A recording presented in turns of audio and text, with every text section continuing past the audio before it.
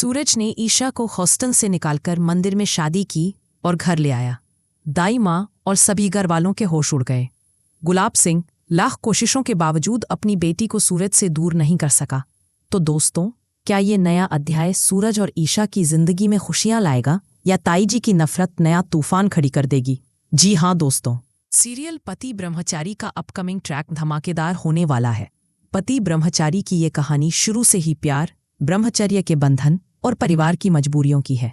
ईशा, जो गुलाब हवेली की राजकुमारी थी, जहां नौकरों की फौज थी, हर इच्छा पूरी होती थी, शादी के बाद सूरज के घर में नौकरानी बन गई। ईशा ने उसे किताबों की दुनिया दिखाई।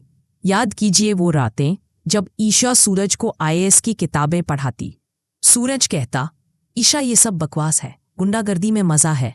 ईशा रोती, सूरज तुम्हारे पापा अरविंद जी का सपना है कि तुम आईएएस बनो, मैं तुम्हें वो बनाऊंगी। ईशा ने सूरज के दोस्तों से लड़ी, उसके पुराने गुनाह छुपाए और हर परीक्षा में उसके साथ रही। सूरज ने पहली बार पास किया तो ईशा ने आंसू पोंछे और कहा, देखा मैंने कहा था ना। लेकिन ताई जी को ये सब समझ नहीं आया। ताई जी कहती, ये महारानी हमारे सूरज को बर्बाद करेगी। ईशा ने ताने सुने, अपमान सहा, लेकिन हार नहीं मानी। वो अरविंद जी से वादा करती, पापा जी मैं सूरज को बदल दूंगी। अरविंद जी कहते, ईशा तुम्हारी वजह से मेरा बेटा सही रास्ते पर आया। लेकिन गुलाब सिंह, ईशा का अपना बाप, अपनी बेटी के खिलाफ साजिशें रचता रहा। वो सोचता, ईशा सूरज के साथ खुश नहीं, वो मेरे पास लौट आएगी। दोस्तों, ईशा की कुर्बानियां गिनाने में कितना वक्त लगेगा? एक सीन याद कीजिए जब ताई जी ने ईशा को घर से निकालने की धमकी दी।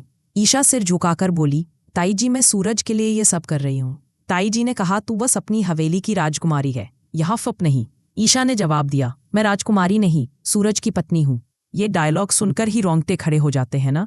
ईशा ने सूरज के गुंडे दोस्तों से लड़ी जब वो सूरज को फिर गलत रास्ते पर ले जाने की कोशिश कर रहे थे।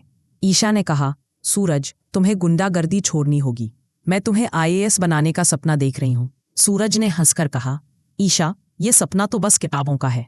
लेकिन ईशा ने हार नहीं मानी। वो किताबें लाई, नोट्स बनाई और सूरज को हर परीक्षा के लिए तैयार किया।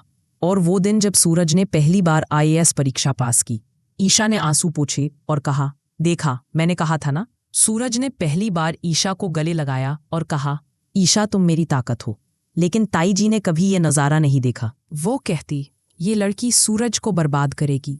बिंदिया ताई जी को भड़काती, ईशा बस अपनी हवेली वापस जाना चाहती है। और गुलाब सिंह, ईशा का बाप, अपनी बेटी को सूरज से अलग करने के लिए साजिशें रचता। वो सोचता, ईशा सूरज के साथ खुश नहीं, वो मेरे पास लौट आएगी। दोस्तों, कहानी का ये मोड़ सबसे दर्दनाक है। सूरज, जो ईशा को रोज नफरत सहते देख नहीं सकता, उसके लिए डिवोर्स पेपर्स पर साइन कर देता है। वो सोचता है ईशा को आज़ादी मिले, वो अपनी जिंदगी जिए।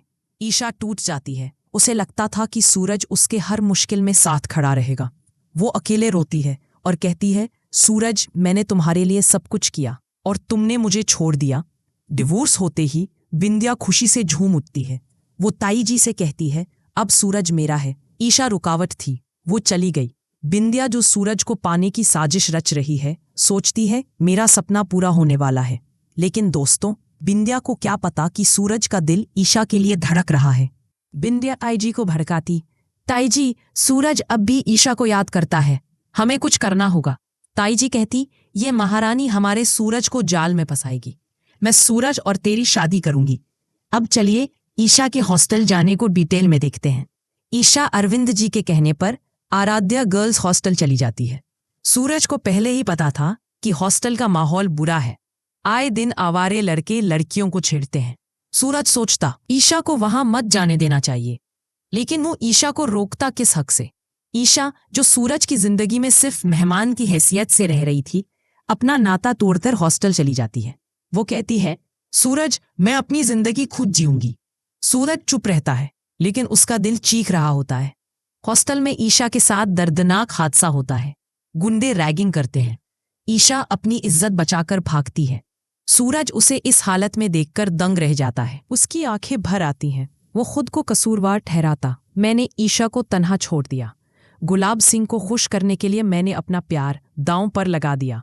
सूरज ठान लेता है, अब ईशा को हॉस्टल में नहीं रहने दूंगा। गुलाब सिंह जाए भाड़ में। दोस्तों, सूरज चुप नहीं बैठता। वो ईशा के हॉस्टल जाता है, भेष बदलकर, मोची बनकर गुंडों से उसकी रक्षा करता है। जब गुंडे ईशा को परेशान करते हैं, सूरज उन्हें धमकाता, ईशा को छुआ तो मर जाओगे।